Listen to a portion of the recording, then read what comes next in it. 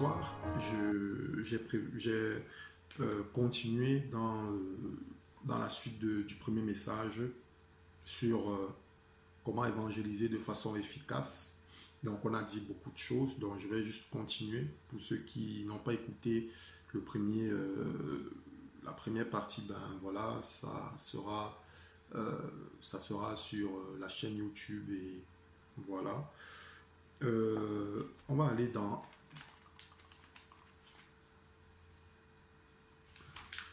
Genèse chapitre 22. Vous savez bien l'histoire du sacrifice que Dieu va demander à Abraham d'opérer dans le pays de Moria. Dans le pays de Moria, son fils Isaac. On va aller Bon, c'est vrai que c'est assez long, donc on va lire assez rapidement. Or, il arriva après ces choses qu'Élohim éprouva Abraham et lui dit, Abraham, et il répondit, me voici. Et Élohim lui dit, prends maintenant ton fils, ton unique, c'est lui que tu aimes, Isaac, va-t'en dans le pays de Moria, et là, offre-le en holocauste sur l'une des montagnes que je te dirai. Abraham, donc s'étant levé du bon matin, c'est là son âme et prit 2 de ses serviteurs avec lui et Isaac, son fils, ayant fendu du bois pour l'holocauste, il se mit en chemin et s'en alla au lieu qu'Élohim lui avait dit. Le 3e jour, Abraham leva ses yeux, vit le lieu de loin. Abraham dit à ses serviteurs, restez ici avec l'âne. Le garçon et moi, nous irons jusque là-bas pour adorer, puis nous reviendrons près de vous. Abraham prit le bois de l'holocauste et le mit sur Isaac, son fils, et il prit le feu dans sa main et un couteau. Ils s'en allèrent tous les 2 ensemble. Alors Isaac parla à Abraham, son fils, et dit, mon père. Abraham répondit, me voici, mon fils. Et il dit, voici le feu et le bois, mais où est l'agneau pour l'holocauste? Où est l'agneau pour l'holocauste? Et ils marchaient tous les 2 ensemble. Étant arrivés au lieu qu'Élohim lui avait dit, Abraham bâtit là un autel et rangea le bois. Et ensuite il lia Isaac son fils et le mit sur l'autel par-dessus le bois. Puis Abraham étendit sa main et prit le couteau pour tuer son fils. Mais l'ange de Yahweh l'appela des cieux et dit, Abraham, Abraham. Il répondit, me voici. L'ange lui dit, ne porte pas ta main sur le garçon et ne lui fais rien, car maintenant je sais que tu crains Elohim. Verset 12. Car je sais que maintenant tu crains Elohim, puisque tu ne m'as pas refusé ton fils, ton unique. Abraham leva les yeux et regarda, et voici un bélier était pris par les cornes dans le buisson. Donc nous comprenons ici que dans cette histoire, je lis ce passage déjà pour vous faire comprendre que Genèse chapitre 22 répond directement répond à l'accomplissement. C'était une préfiguration, une préfiguration de l'épreuve de la croix, de l'œuvre de la croix, je dirais. Et Jean 3, verset 16 est l'accomplissement de Genèse 22, si vous voulez. Et nous voyons clairement quand dans le verset 7, Isaac demande à son père, voici le feu et le bois. Il va lui dire, voici le feu et le bois, mais où est l'agneau? Waouh! Cette parole est vraiment puissante. Comment est-ce que la parole d'Élohim est vraie? Mais où est l'agneau? Donc voici l'agneau qui ôte le péché du monde. C'est ce que Jean-Baptiste va dire. Jean-Baptiste va dire ça dans Luc chapitre 2. Voici l'agneau qui ôte le péché du monde. Quand il baptisait, et après il dit, voici je prépare le chemin du Seigneur. Et celui-là, je ne suis même pas digne de délier la courroie de ses sandales. Donc, Genèse 22, Jean chapitre 3, verset 16 répond, accomplit, n'est-ce pas, Genèse 22, parce que son Isaac, précisément la parole d'Isaac qui disait, voici le feu et le bois, mais où est l'agneau? Et dans la suite de la scène, Abraham n'a pas tué son fils parce que l'ange de Yahweh lui est apparu et lui a dit non, ne le fais pas, car je sais maintenant que tu crains l'Éternel. Donc, maintenant, pourquoi Dieu a demandé à Abraham de ne pas le tuer? Il voulait juste l'éprouver, il voulait juste voir sa foi. Il voulait juste voir sa foi et que ce soit un enseignement pour nous. Donc, comprenons clairement ce qui s'est passé dans Genèse 22. Il voulait juste voir sa foi.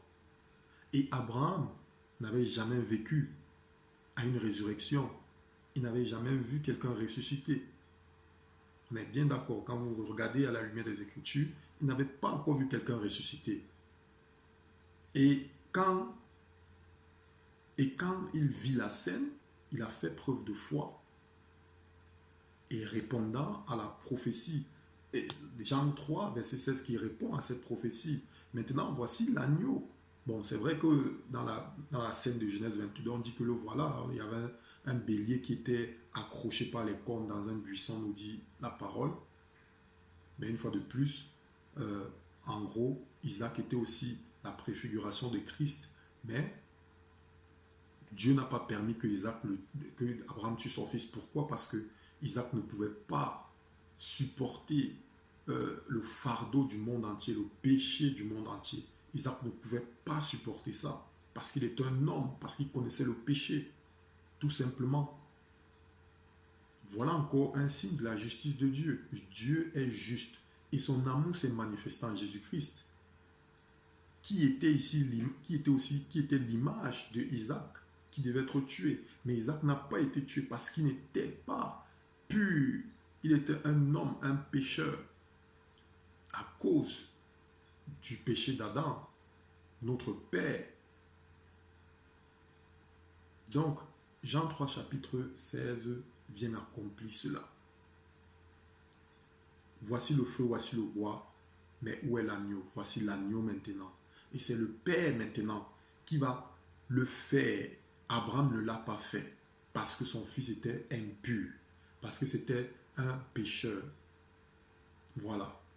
Alors que Dieu maintenant va venir aussi accomplir ce que Abraham n'a pas fait dans Genèse 22. Abraham voulait tuer, mais il ne l'a pas fait. Alors que Dieu l'a fait pour son fils. Voilà l'amour de Dieu. Mais une fois de plus, c'est l'amour de Dieu qui s'est manifesté comment? À travers un sacrifice, à travers la mort qu'il a imposée à son fils. Donc, dans l'amour de Dieu, il y a une notion aussi importante. Il y a la notion de la vie et de la mort. Ça veut dire quoi? Que Jésus-Christ, Dieu ne rigole pas. Il ne rigole pas avec l'œuvre qu'il a accomplie sur la croix à travers son fils. Il ne rigole pas avec ça. Donc, ça veut dire qu'il y a la notion du sacrifice. Il y a la notion de la mort. Il y a la notion de la vie. Donc, il a pris son fils, il a tué son fils afin que le monde entier regarde à cette œuvre-là pour être sauvé. Sinon, ce n'est pas, n'est-ce pas, le salut. Donc, dans l'amour de Dieu, il y a la justice de Dieu. Et dans la justice de Dieu, le but, c'est de s'accaparer du salut, c'est-à-dire la résurrection, c'est-à-dire la vie éternelle, dans Jean 3, chapitre 16. Donc, comprenons bien le verset là, parce que les gens ont beaucoup parlé de l'amour de Dieu, mais ils ne vont pas comprendre ce que c'est que l'amour de Dieu. Quand on va leur dire que prêchez le ciel aux gens à qui vous parlez, même si c'est dans le cadre du suivi. Il y a des gens qui viennent de donner leur vie à Jésus-Christ, mais parce que vous avez toujours, parce que les chrétiens ont toujours envie de vouloir s'accaparer des âmes, parce qu'ils veulent toujours se donner un semblant, se donner cette notion que je suis efficace en procédant dans leur façon de faire et ils croient qu'ils sont dans la volonté de Dieu. Pas du tout, vous n'êtes pas dans la volonté de Dieu quand vous le faites. Non. Expliquez les choses, dites clairement aux gens. Ne commencez pas à leur donner des enseignements, à parler du Saint-Esprit en longueur de journée, de prier en langue. Je suis allé dans beaucoup d'églises et c'est le cas. On prie en langue, allez-y, prions en langue, prions en langue. Je suis allé dans certaines églises, c'était seulement prions en langue. Mais les gens ne réalisent pas l'amour véritable de Dieu. Ce n'est pas ça l'amour. Ce n'est pas ça l'amour. L'amour, ce n'est pas ça. Ce n'est pas seulement de, je ne sais pas quoi, de faire comprendre aux gens qu'il faut être dans la douceur, il faut être dans la patience. Mais on ne prêche pas le ciel aux gens. On ne prêche pas le ciel. Tu es dans la rue, tu ne parles pas du ciel aux gens. Tu ne parles pas de l'enfer aux gens. Comment est-ce que moi, par exemple, moi qui suis un ex-footballeur, voilà, je rentrais déjà vraiment dans la profession de footballeur. J'étais vraiment j'étais déjà, je pouvais dire semi-professionnel. Je rentrais vraiment dans des choses grandes, selon les hommes, bien sûr. Euh, je me rappelle quand on devait préparer un match, un championnat le week-end, il fallait s'entraîner toute la semaine. On s'entraînait toute la semaine. Et qu'est-ce qui se passait? Le coach, voilà, devait nous rassembler et nous faire étudier le plan de l'adversaire. On devait étudier le plan de l'adversaire. Donc il fallait qu'on s'asseye, on écoute le coach. Donc on prend le temps d'étudier le camp adverse, de savoir à qui nous avons affaire, pour qu'une fois que le combat, la bataille va commencer sur le terrain, ben on saura déjà comment agir sur le terrain. Une fois de plus, c'est une affaire humaine, parce qu'on ne sait pas qui allait gagner en fin de compte. Mais dans les choses spirituelles, on sait déjà. La Bible nous dit que Yeshua, que la terre est son marchepied. C'est le marchepied de son pied. Donc ça veut dire que tous ceux qui sont en Jésus-Christ sont déjà victorieux. Il n'y a même pas à chercher par 36 solutions pour savoir qui est le gagnant. Nous sommes victorieux, nous sommes de la race des vainqueurs au nom de Jésus-Christ. Que ton nom est bon, que ton nom est magnifique. Donc c'est pour vous dire que quand on étudie l'adversaire, on se prépare mieux. Donc quand tu prends quelqu'un en charge, tu évangélises dans la rue, ou bien tu fais le suivi à quelqu'un, peu importe que tu sois chrétien, je ne sais pas quoi, et dans ta dénomination de chrétien, si tu es maintenant dans pasteur, évangéliste, je ne sais pas quoi, tu fais le suivi, faire attention à la manière dont tu t'y prends. Ne sois pas habitué à une seule façon de faire parler seulement en langue aux gens, si tu fais déjà le suivi de quelqu'un qui a donné sa vie à Jésus-Christ, ou bien parler seulement des choses, des bonnes choses aux gens, ça, et d'éviter les plus essentiels, de leur parler du ciel et de leur parler de l'enfer. Ils doivent être conscients de ça. C'est ça qui va leur permettre de mieux se préparer. On se prépare mieux quand on sait à qui nous avons affaire. Les gens ne sont pas enracinés en Christ parce qu'ils ne savent pas à qui ils ont affaire. Quand tu vis les attaques, les vrais chrétiens sauront de quoi je parle. Quand tu vis les attaques dans la rue, dans la nuit, quand tu es endormi, tu vois comment les mauvaises entités sont là derrière toi, sont là, ils te suivent. Les mauvaises entités dans des cadres différents, des configurations différentes. Tu peux être dans la rue, comme parfois je rêve, ça m'arrive de rêver, et je ressens une mauvaise présence. Je suis dans une salle comme ça, je suis avec des gens, et après, directement, je vois comment il y a une personne qui s'approche vers moi, vraiment bien habillée, avec une bonne prestance, qui s'approche vers moi pour vouloir s'asseoir avec moi, discuter avec moi. Mais directement, je sens que c'est quelqu'un qui veut me séduire. Et beaucoup sont souvent des femmes, des gens avec des apparences de femmes. Parfois, ce sont même des hommes, mais d'un contexte aussi différent. Des gens, des credos que chrétiens peuvent rêver autrement. Mais qu'est-ce que je veux expliquer là? C'est que quand tu vis une véritable opposition, quand le Seigneur te fait vivre le monde des ténèbres, parce que quand tu donnes ta vie à Jésus-Christ, les gens aussi, on ne leur explique pas ça. C'est que quand tu donnes ta vie à Jésus-Christ, il y a un mouvement spirituel qui se met en marche. Déjà depuis ta naissance, quand tu es né, le fait que tu ne t'es pas converti, tu étais déjà dans le registre de Satan. Et quand tu donnes ta vie à Jésus-Christ, c'est comme si ton nom était effacé. D'un point de vue spirituel, ton nom était effacé dans le livre de Satan, mais il est maintenant écrit dans le livre de vie. Mais ça ne veut pas dire que Satan va te lâcher. Jean 10, verset 10, l'ennemi est là, il rôde autour de qui il va bouffer. Il rôde, il rôde, il rôde. Donc quand tu donnes ta vie à Jésus-Christ, Satan maintenant, quand il réinscrit ton nom dans le livre de vie, c'est maintenant pour te chercher. Ils disent que celui-là qui était à nous, on l'a perdu. La parabole des 99 brebis, de la brebis perdue. Qu'est-ce que Jésus-Christ a dit? Qu'il est prêt à laisser 99 brebis qui lui appartiennent déjà. Il est prêt à les laisser pour aller chercher celle qui est perdue. Mais l'ennemi, il fait de même. Parce que quand tu étais né, tu lui appartenais d'abord. Donc quand tu quittes là, il ne te lâche pas, il te cherche. Il ne va pas te laisser. Et on doit dire ça aux gens. On doit dire ça aux gens à qui nous faisons le sujet, les gens avec qui nous avons plus de temps à leur partager l'évangile. On doit leur faire comprendre ces choses. N'attendez pas que les gens viennent partager leurs problèmes pour que vous leur expliquiez. S'il a un problème de mariage, vous allez seulement lui dire, ouais, écoute, le divorce, ce n'est pas bien. On va seulement lui dire les choses par rapport à la Bible de façon littérale, superficielle. On va dire les choses, oh, parce qu'on ne veut, on se dit toujours, j'ai peur de blesser la personne. Moi, j'ai beaucoup eu affaire avec ce genre de chrétiens. J'ai beaucoup entendu des choses de ce genre. Et faisons attention, mes frères et sœurs, faisons attention. Soyons conscients du monde spirituel. Moi, j'insiste sur le monde spirituel parce que si nous rentrons dans cette notion, si nous demandons au Seigneur de nous ouvrir l'esprit afin de comprendre le monde spirituel, je pense que notre façon d'évangéliser sera différente. Quand le Seigneur me montre les choses dans le monde spirituel, quand je suis endormi là, il te montre des choses dans le monde spirituel. Tu t'en rends compte de l'ampleur des choses. En fait, le monde physique, c'est comme je ne sais pas quoi, un championnat des enfants de 10 ans. Voilà, c'est comme si tu mettais un championnat d'enfants de 10 ans. Et dans le monde spirituel, c'est le championnat des professionnels.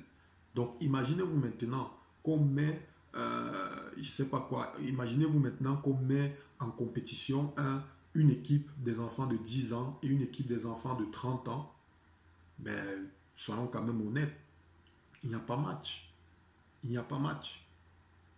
C'est exactement comme ça dans le monde spirituel. Dans le monde spirituel, il y a des enjeux je ne sais pas, à caractère grandiose, à caractère je ne sais pas quoi, comment dire, j'arrive même pas à trouver le mot. Mais ce n'est pas de la rigolade. Ce n'est pas de la rigolade. Prenons au sérieux quand nous lisons la Bible et pratiquons-la. Arrêtons de prendre la Bible et d'expliquer de façon intellectuelle, d'expliquer les choses comme on a compris et de croire que c'est le Saint-Esprit qui nous explique alors qu'on ne veut pas tout faire selon la parole. Ceux qui se comportent comme ça, ce sont des hypocrites. C'est l'esprit du pharisianisme. Les gens croient que les pharisiens existaient seulement à l'époque de Jésus, mais l'esprit du pharisianisme est encore dans notre époque. Les pharisiens, s'ils avaient une caractéristique principale, c'était l'hypocrisie. Voilà, c'était des hypocrites. Et Jésus-Christ va leur dire, il va leur dire dans le livre de Luc,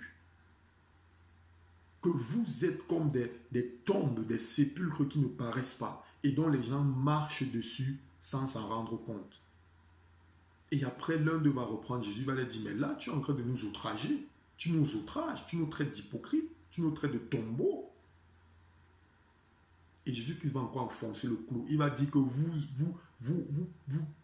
mettez de la peinture blanche, vous blanchissez encore les sépulcres que vos pères, voilà, ont fait. Leur père, aux prophètes d'autrefois dans l'ancienne alliance, c'est ce qu'ils ont fait. L'esprit de pharisianisme existe depuis même avant même que pharisien est écrit dans le livre, dans les évangiles. Et beaucoup le sont encore aujourd'hui, de nos jours. Pour ceux qui se rebellent ou bien qui croient qu'ils font bien, alors qu'en réalité, ce n'est pas le cas. Vous aimez toujours, beaucoup vont toujours dire tout ce qu'il faut dire dans la Bible, mais ils vont éviter certaines choses. J'ai eu affaire à cela, autant dans les assemblées que même à l'extérieur dans la rue. Faisons attention à ce que nous faisons, parce que nous aurons des comptes à rendre. Nous aurons des comptes à rendre. Chacun sera averti, déjà par la parole. Déjà par la parole. Ce n'est pas la bouche d'un homme. Moi, je dis dans la parole. Lisez tout ce que je vous ai dit. Allez dans la parole, vous verrez. Vous verrez, je ne dis rien de moi-même, de mon intelligence, pas du tout. La parole nous parle des démons. Regardez le livre de Marc, de Matthieu, de Luc. Regardez, même dans le début du ministère de Jésus, quand il est parti dans la montagne, il a déjà eu affaire à Satan dans le désert. Ensuite, il est descendu. Quand il est descendu de la montagne, où est-ce qu'il est allé? Il est allé dans son village. Il est parti dans son village et là-bas, on l'a chassé. Quand on le chasse, il repart maintenant en Galilée. Et quand il part en Galilée, il rentre dans les synagogues, il prêche. Et dans Luc chapitre 4, on commence, verset 25, 30, tout ça, on commence maintenant il commence à avoir affaire au démon. Il rentre et un démon se permet de lui dire, qu'y a-t-il entre toi et moi? Qu'y a-t-il entre toi et moi? Parce que Jésus n'était pas là pour blaguer, il était conscient du monde des ténèbres. Les gens que vous suivez doivent être conscients de cela. Ils doivent être conscients.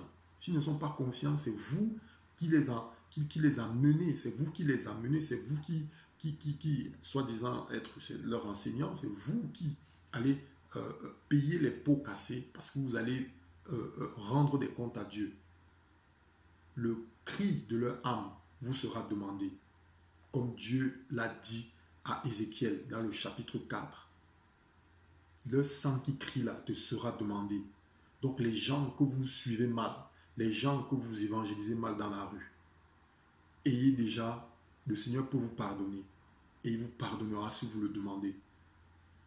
Mais derrière, rectifiez-vous, corrigez-vous. C'est important de se remettre en question. Et c'est l'un des plus gros problèmes des assemblées aujourd'hui. C'est qu'on ne veut pas se remettre en question. On aime toujours faire la même chose. On aime toujours faire la même chose. Et on a peur de changer parce que si on change, on a peur que les gens vont fuir. On a peur que les gens, les gens ne vont plus venir. On a peur de dire la vérité aux gens. On a peur de prêcher sur le ciel. On a peur de prêcher sur l'enfer parce qu'on dit, oh, écoutez, c'est très sensible ce genre de situation. J'ai discuté avec des gens comme ça dans la rue aussi. Quand tu leur parles parfois un peu du ciel et de l'enfer, ils se sentent directement jugés. Comme je vous ai dit, c'est avec beaucoup de sagesse. Je ne dis pas d'aller crier haut et fort que le ciel existe, l'enfer existe. Il y a une façon de parler.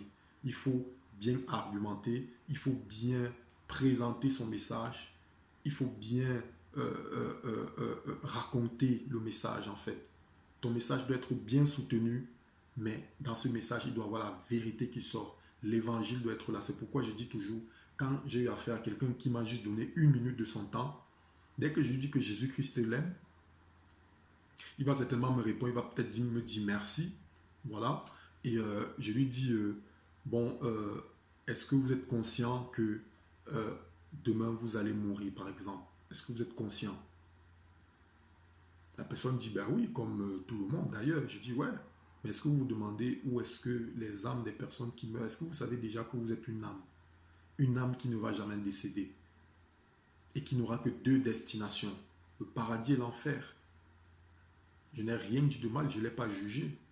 Déjà à ce niveau, je ne l'ai pas jugé, je lui ai présenté 2 destinations.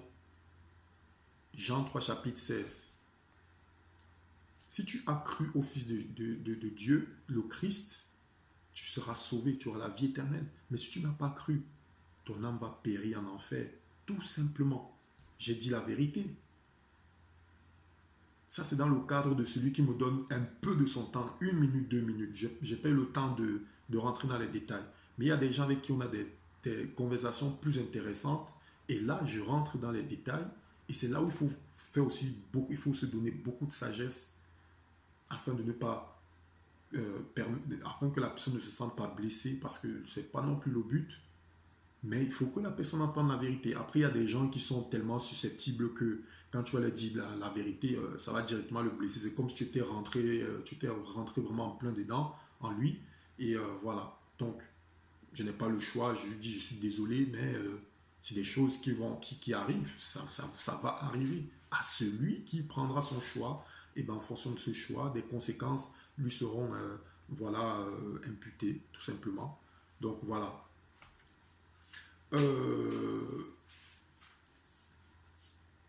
Donc, c'est très important de retenir tout ce que j'ai dit. Très important.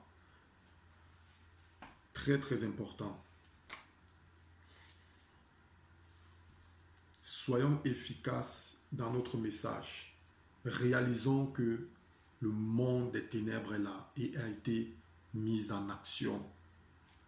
Quand quelqu'un n'est pas converti, ou bien quand quelqu'un est mal affermi, c'est quelque chose qui fait mal au Seigneur. C'est pourquoi je vous parlais dans le premier message d'avoir le cœur pour Dieu quand vous le faites.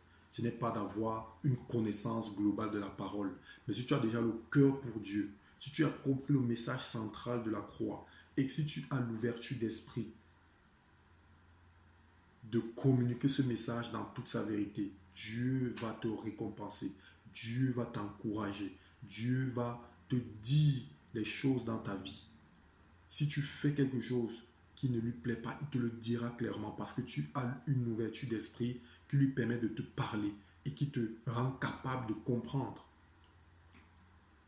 2 Corinthiens chapitre 3.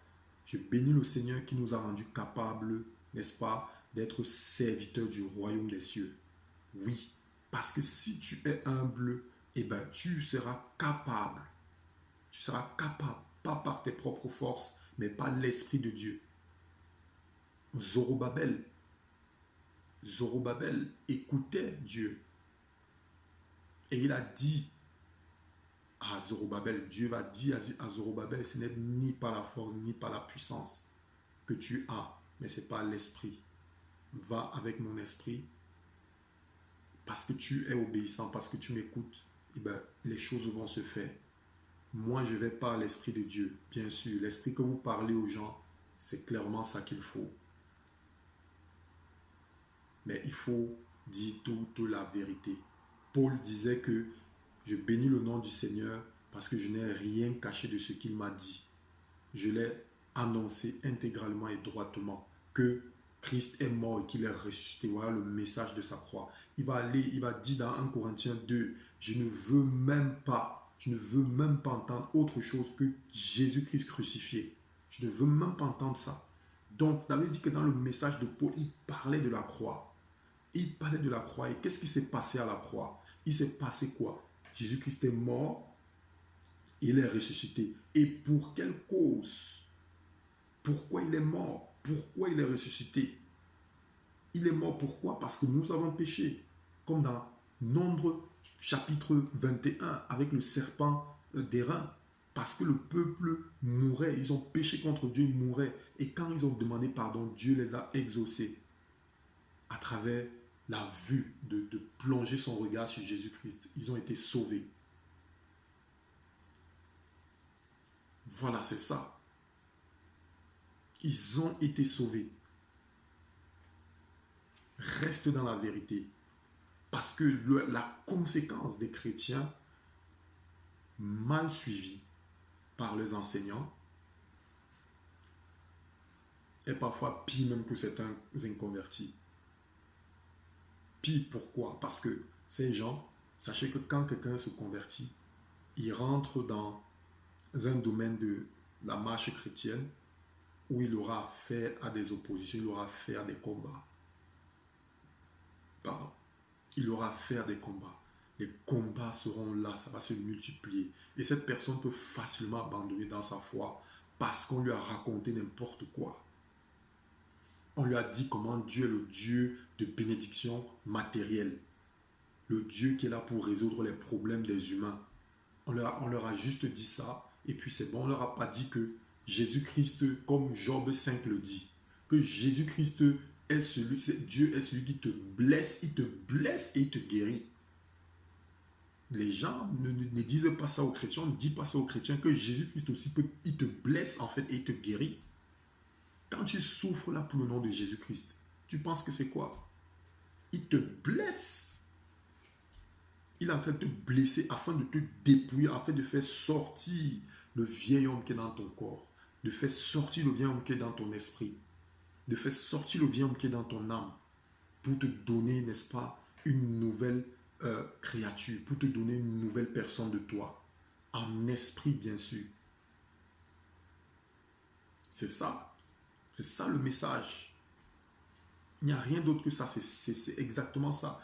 On ne dit pas ça aux gens, que Jésus-Christ, pour te donner, voilà, une nouvelle pour te faire comprendre le royaume de Dieu, il te blesse d'abord parce que tu étais dans le péché. Donc, il va te dépouiller.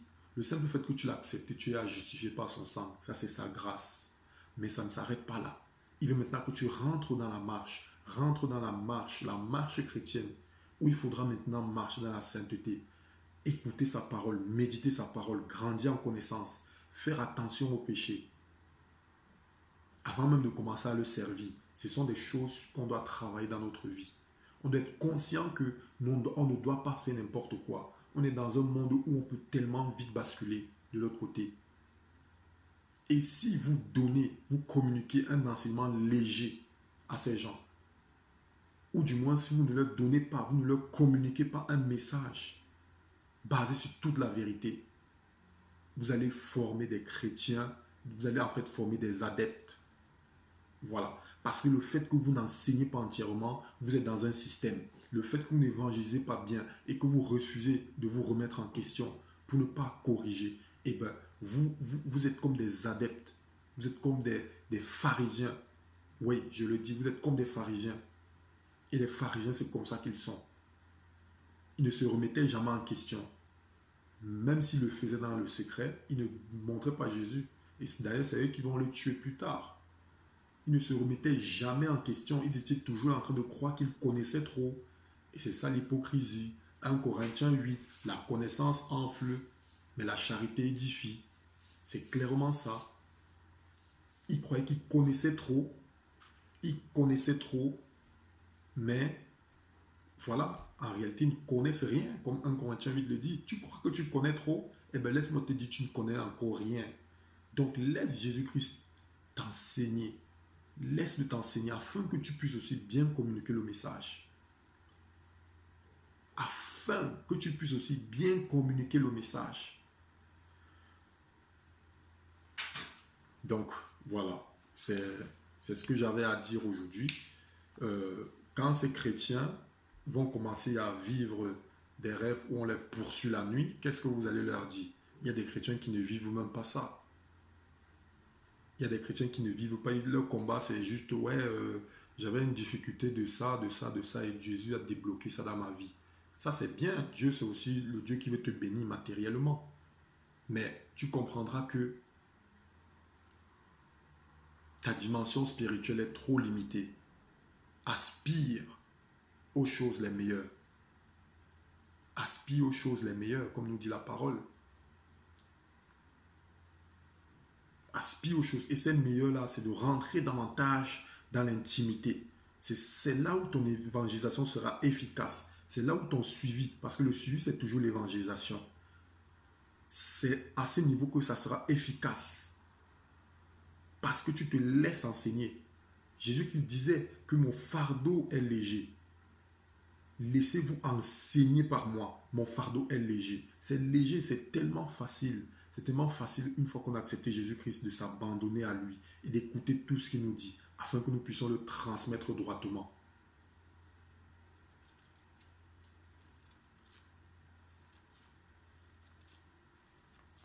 Quand je suis en train de parler maintenant, j'ai beaucoup mal parce que je ressens vraiment ça. Je ressens vraiment ça. Je ressens vraiment ça du fond de mon cœur que beaucoup de personnes en fait auront des comptes graves à rendre à Jésus-Christ, tout simplement parce que ils n'ont pas voulu se remettre en question. C'est ça le plus gros problème. Que ce soit un chrétien dans sa marche chrétienne, que ce soit le chrétien dans sa marche chrétienne dans l'évangélisation, ou bien même des systèmes d'assemblée qui fonctionnent d'une certaine façon où ils ne veulent jamais se remettre en question. On ne se remet jamais en question, on croit qu'on est en train de bien faire. On croit que, ouais, il y a du fruit. Ça, c'est bien. Mais on est complètement à côté de la plaque. Et moi, je vous le dis de la part du Seigneur, beaucoup auront des comptes à rendre. Beaucoup auront des comptes à rendre. Ça sera grave. Ça sera grave parce qu'on ne veut pas se remettre en question. Se remettre en question, ça nous permet d'aller plus loin. Se remettre en question, ce n'est pas de faire une réunion ou bien de méditer et de dire, bon, il faut qu'on accélère encore dans notre façon de faire. Accélérons, ça va peut-être porter. Non, c'est pas ça. Se remettre en question, c'est de se mettre au pied de la croix du Seigneur et de dire, Seigneur, qu'est-ce qui ne va pas? Je sens à l'intérieur de moi que je n'avance pas. Et même si tu crois que tu avances, est-ce que quand tu regardes la parole de Dieu, tu fais tout ce que le Seigneur te demande? Est-ce que tu le fais, toi qui sors, qui évangélise? Toi qui vas seulement dehors et commence à dire Jésus-Christ t'aime? C'est très bien mon frère, tu le fais. C'est très bien ma soeur, tu le fais. Jésus-Christ nous aime. Jésus-Christ aime tout le monde. Mais sois conscient de ce que tu es en train de dire.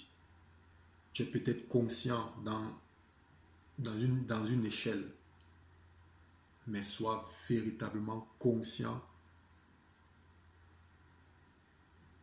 par rapport à l'intégrité de la parole.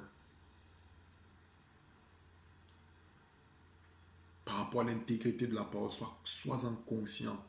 Quand tu dis à quelqu'un Jésus-Christ t'aime, tu t'en rendras compte même qu'il y aura une plus grande portée. Il y aura une plus grande portée dans tes dits. Je voulais encore même ouvrir un autre tome par rapport à ça pour appuyer vraiment tout ce que j'ai dit dans les autres enseignements. Donc que le Seigneur soit vraiment béni. C'est ce que j'avais à dire au bout du compte de cette deuxième phase d'enseignement. Donc voilà, que le Seigneur vous bénisse. Jésus-Christ vous aime et il veut vraiment que nous nous remettions en question afin de nous rendre plus efficaces, afin que Christ nous rende encore plus capables. En fait, quand on ne le fait pas, on ne se remet pas en question, on n'est pas davantage capable. C'est pourquoi je vais entendre souvent beaucoup d'expressions de certains chrétiens. Ouais, est-ce qu'il est capable de faire ça? Est-ce qu'il est capable de faire ça? Est-ce qu'il est capable de faire ça? Oh, on est limité, on est limité. Oui, on est limité, c'est vrai. C'est vrai. Mais ça dépend de quand tu dis, ça dépend de comment tu dis qu'on est limité, ça dépend de comment tu dis on est capable, on est incapable. Ça dépend. Je suis capable, je suis incapable en tant qu'homme. Je suis limité en tant qu'homme, mais en esprit, je ne suis pas limité. En esprit, je ne suis pas limité. Parce que si dans Colossiens 2, verset 9, la Bible nous dit que en lui habite toute la plénitude de la divinité de Jésus-Christ. Donc ça veut dire que Jésus-Christ a reçu tout le pouvoir. Donc, comme il a dit, tout pouvoir m'a été donné sur le ciel et sur la terre, afin que quiconque croit en moi, je le ressusciterai le dernier jour. Tout pouvoir m'a été donné. Colossiens 2, verset 9. En lui habite toute la plénitude de la divinité de Jésus. Donc Jésus-Christ, alléluia, alléluia. Donc Jésus-Christ, quand il vient habiter dans ton corps, celui-là qu'on dit qu'il est toute la plénitude de la divinité, quand il vient habiter dans ton corps, tu me dis que je suis limité? Non. Si je vais prier pour quelqu'un, la personne n'est pas guérie, ça ne veut pas dire que je suis illimité. Ça ne veut pas dire que je suis incapable. Parce que ce n'est pas moi qui fais. C'est la volonté de Dieu tout simplement pour cette personne. Moi, je parle des vrais chrétiens. Après, maintenant, si tu n'es pas un vrai chrétien, ta foi peut ne pas aussi agir dans les douleurs de quelqu'un, dans la blessure de quelqu'un. Quand tu es un vrai chrétien qui écoute la parole de Dieu, tu pries pour quelqu'un, si la personne ne guérit pas, tu ne dois... C'est pas parce que tu es illimité ou bien que tu es incapable. Pour moi, ce sont des notions qui n'ont même pas lieu d'y être. Je ne peux pas dire que je suis incapable, je suis illimité. Si ce n'est dans ma chair, oui, dans ma chair, c'est le cas. Dans ma chair, c'est le cas, je suis incapable, je suis limité. Mais quand je suis dans l'esprit, je ne suis pas limité. Parce que le Seigneur dit que vous pourriez déplacer des montagnes. Qu'est-ce qui s'est passé au point où, dans Actes chapitre 5 au verset 15, on va dire que l'ombre de Pierre guérissait les malades. Et la Bible nous dit qu'avant qu'ils ne passent sur ce chemin, les gens s'alignaient comme ça au bord de la route. Et quand il passait, son ombre guérissait. Est-ce que c'est Pierre qui faisait les choses? Pierre était incapable dans sa chair, mais dans l'esprit, est-ce qu'il était incapable? C'était la grâce du Seigneur, tout simplement. Quand tu acceptes Jésus-Christ, quand tu vis, quand tu es fidèle, quand tu es intègre selon sa parole, eh ben, tu hérites de sa grâce. Sa grâce t'accompagne tout simplement.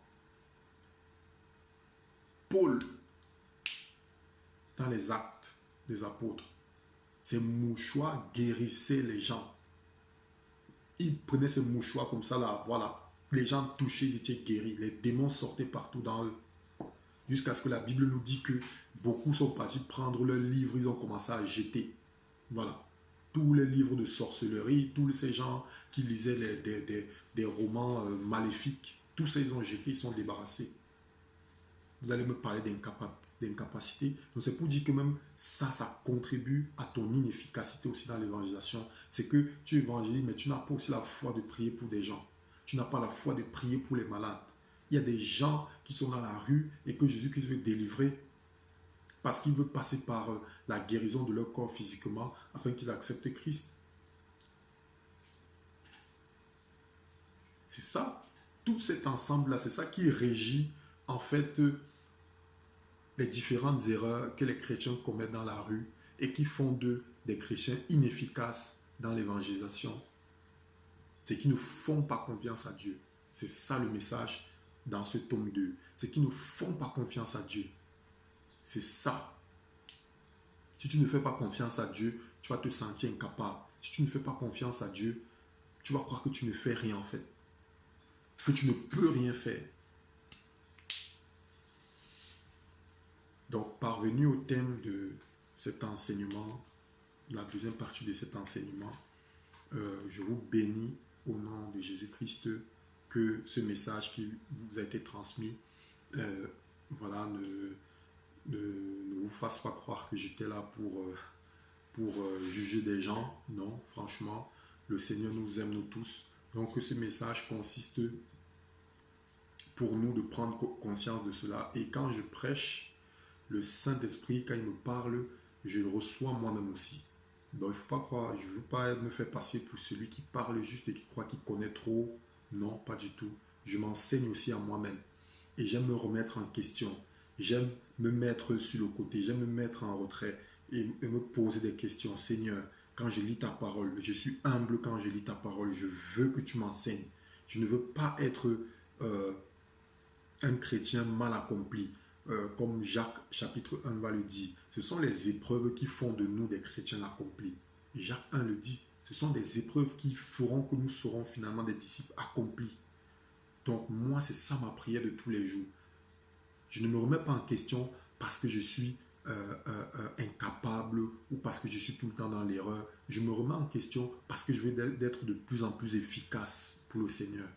Et je veux vous encourager. Ça peut être dans le sens de l'évangélisation, mais c'est d'abord mon message dans le sens de l'intimité avec le Seigneur.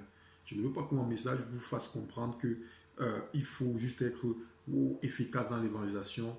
C'est ce qui mon message vise pour ça.